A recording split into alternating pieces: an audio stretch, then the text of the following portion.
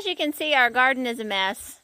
We homeschool, we homestead, we do a lot of different things, and we get behind. We're only human. So today we have to clean this off so we can get the hogs out to get them to the butcher. How are we going to do this? Stay tuned and you'll see. So here we are cutting off the garden to get ready for our hogs. And we are back. Here we are. We've got it all mowed off, so now we're getting ready to till it. We have a tiller that fits on the back of the tractor, so it makes it much easier than if we were trying to till by hand.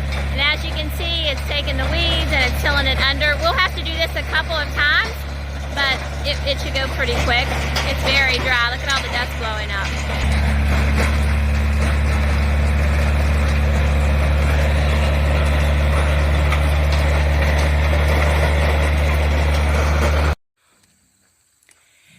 Here we have the garden, half of it anyway is tilled, so we'll be able to get into the hogs when it's time to load them up in a couple weeks. And we have a broadcast spreader that we have purchased at a yard sale for $10, and it has been worth its weight in gold.